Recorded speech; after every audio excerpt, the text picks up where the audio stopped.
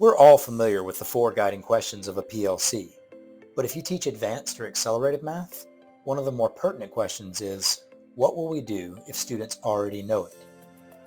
Nearly all teachers have at least a handful of students who will fall into this category, but it's really difficult to answer this question without pre-assessment data. The Beacon assessment can help us identify these students. Look over your individual student reports to see if you have students in your class like this, ones whose performance is near the end of the prepared category.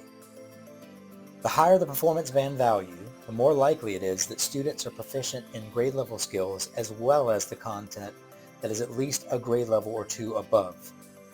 Use the Beacon data to flag students who are perhaps good candidates for further consideration, and pre-assess these students before beginning an upcoming unit with your unit post-assessment. Students who score high on these pre-assessments demonstrate a need for more rigorous content, which should ideally supplant any in-class independent math practice.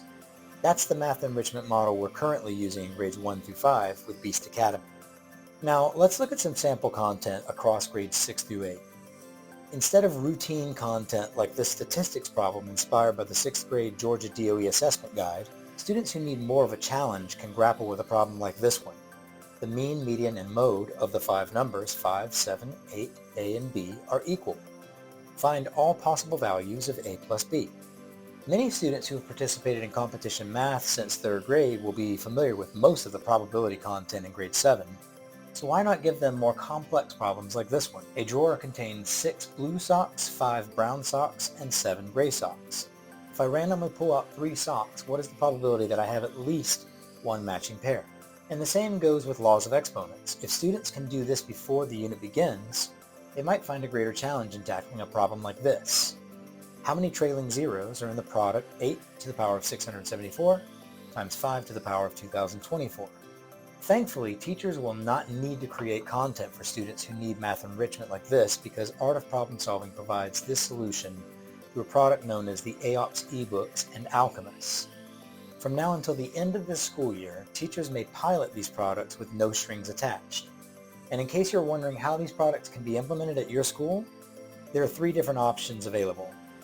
Number 1, you could provide every student in your math club an ebook license. This could serve as your curriculum for math club and your weekly practice for students on the math team so that the math team sponsor doesn't feel the pressure to teach the competition math content to students at varying ability levels.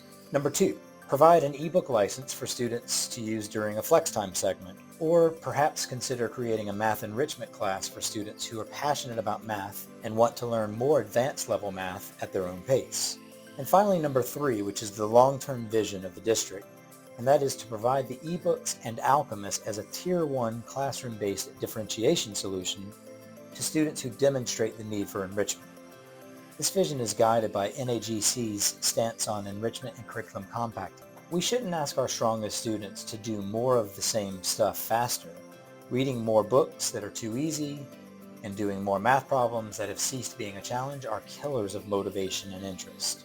Over the last 4 years, we have developed a proof of concept for how math enrichment can work at the elementary level, and we look forward to giving students a similar opportunity in the middle grades. Please contact me if you are interested in learning more about this pilot opportunity. I'm happy to provide customized support and training. Thanks for watching.